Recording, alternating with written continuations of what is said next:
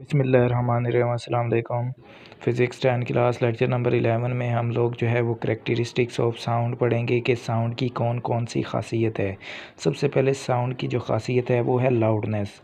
Loudness sound की वो वाली खासियत है जिसमें हम लोग डिस्टिंग्विश कर सकते हैं, फ़र्क कर सकते हैं। लाउड एक ऊंची एंड फेंट साउंड और एक मध्यम आवाज़ के दरमियान में फ़र्क महसूस कर सकते हैं। यानी कि लाउडनेस की डेफिनेशन कुछ यूँ हो गई कि लाउडनेस साउंड की वो वाली खासियत है जिसमें हम लोग एक ऊंची और एक मध्यम आवाज़ में फ़र्क महसूस कर सकते हैं। साउंड की लाउडनेस जो है वो डिपेंड करती है एम्पलीट्यूड ऑफ वाइब्रेटिंग बॉडी का amplitude, area of vibrating body का area and distance of the vibrating body यानी कि वाइब्रेटिंग बॉडी से फासला। सबसे पहले हम लोग पढ़ते हैं कि साउंड की जो लाउडनेस है वो किस तरीके से डिपेंड करती है एम्पलीट्यूड के ऊपर। यानी कि देखें फॉर एग्ज़ाम्पल कि जितना ज़्यादा जो है वो एम्पलीट्यूड होगा वाइब्रेटिंग बॉडी का उतनी ज़्यादा साउंड जो है वो लाउड यानी कि ऊंची हमें सुनाई देगी। यानी कि अगर हम लोग जो है वो सितार की डोरी को स्ट्रिंग को शिद्दत के साथ खींचें तो इससे बुलंद साउंड पैदा होती है।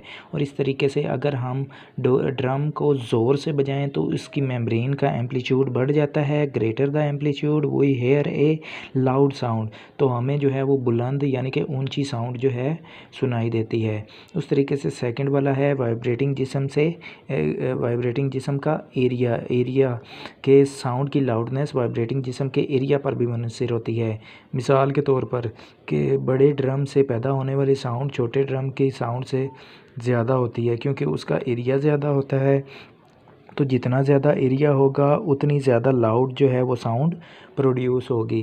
इस तरीके से हम लोगों ने पहले भी पढ़ चुके हैं कि ट्यूनिंग फॉर्क को रबड़ के पैड पर मारते हैं तो धीमी साउंड पैदा होती है, लेकिन अगर इसको किसी वाइब्रेटिंग जो है वो वाइब्रेटिंग ट्यूनिंग फॉर्क को किसी मेज़ की सतह पर अमूदन रखें तो उसकी ऊंची साउंड जो है वो सुनाई देगी। तो इससे ये नतीजा निकला कि किसी भी जिसम का वाइब्रेटिंग एरिया बढ़ने से हमें जो है वो लाउडर साउंड प्रोड्यूस होती है कि लाउड ज़्यादा ऊंची साउंड जो है वो प्रोड्यूस होती है। अब वाइब्रेटिंग जिस्म से फासला के वाइब्रेटिंग जिस्म से कितना डिस्टेंस होगा और कैसे जो है वो साउंड लाउड प्रोड्यूस होगी, वो इसमें ये कहना चाह रहा है कि लाउडनेस वाइब्रेटिंग जिस्म से सुनने वाले के फासले पर भी मुनहसर होती है। इसकी वजह ये है कि इसका फासला बढ़ने से लार्ज डिस्टेंस होने से इसका एम्पलीट्यूड कम हो जाता है। ठीक है, लाउडनेस सुनने वाले शख्स की कान की सेहत पर भी मुनहसर होती है। यानी कि लाउडनेस जो है वो physical condition of the air यानी कि कान की तबई कंडीशन हालत के ऊपर भी मुनहसर होती है। यानी कि सुनने वाले का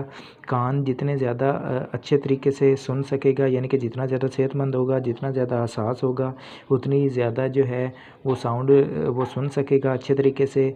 लेकिन किसी ख़राब समात रखने वाले शख्स को मध्यम जो है वो आवाज़ सुनाई देती है। ताहम साउंड की एक और भी ख़ासियत है जो इस सुनने वाले के कान की हसासियत पर मुनहसर नहीं होती, उसे हम लोग साउंड की इंटेंसिटी कहते हैं, जो हम लोग नेक्स्ट लेक्चर के अंदर जो है वो स्टडी करेंगे। नेक्स्ट हमारे पास है पिच ऑफ द साउंड के नेक्स्ट जो इसकी है करैक्टरिस्टिक्स ऑफ साउंड वो है पिच साउंड की वो वाली ख़ासियत है जिसमें हम लोग जो है वो फ़र्क महसूस कर सकते हैं, डिस्टिंग्विश कर सकते हैं ए शरील एंड ए ग्रेव साउंड, यानी कि एक भारी और एक बारीक आवाज़ के दरमियान में हम लोग क्या कर सकते हैं, फ़र्क महसूस कर सकते हैं। अगर बोलने वाले की पिच ज़्यादा होगी, उसकी फ्रीक्वेंसी भी ज़्यादा होगी तो आवाज़ जो है वो बहुत ज़्यादा बारीक होगी, शरील वॉइस होगी। और अगर लो पिच होगी, लो फ्रीक्वेंसी होगी तो उसकी आवाज़ बहुत ज़्यादा भारी होगी। यानी कि मर्दों की निस्बत औरतों की जो है वो फ्रीक्वेंसी बहुत ज़्यादा होती है, जिसकी वजह से उनकी आवाज़ जो है वो बारीक होती है, जबकि मर्दों की आवाज़ जो है वो भारी होती है क्योंकि उनकी फ्रीक्वेंसी जो है वो लो होती है। यानी कि high pitch high frequency and low pitch low frequency. ठीक है, तो अब नेक्स्ट जो हमारे पास आवाज़ की ख़ासियत है वो है quality of the sound.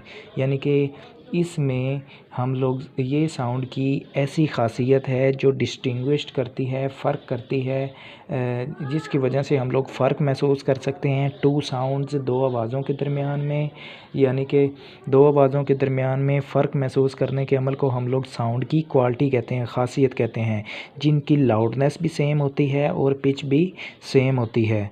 Figure 11.9 में ट्यूनिंग फॉर्क, फ्लूट, बांसुरी, क्लैरिनेट और अलगोजा से पैदा होने वाली साउंड की वेव्स फॉर्म्स को दिखाया गया है। इन तीनों साउंड की लाउडनेस और पिच एक जैसी है, लेकिन इनकी वेव फॉर्म जो है वो मुख्तलिफ है। तो इससे पता चला इनकी क्वालिटी भी मुख्तलिफ होगी और हमें साउंड भी जो है वो क्लियरली सुनाई देगी कि ये अलगोजा की है, बांसुरी की है या फिर ट्यूनिंग फॉर्क की है। आज के लिए इतना ही, शुक्रिया।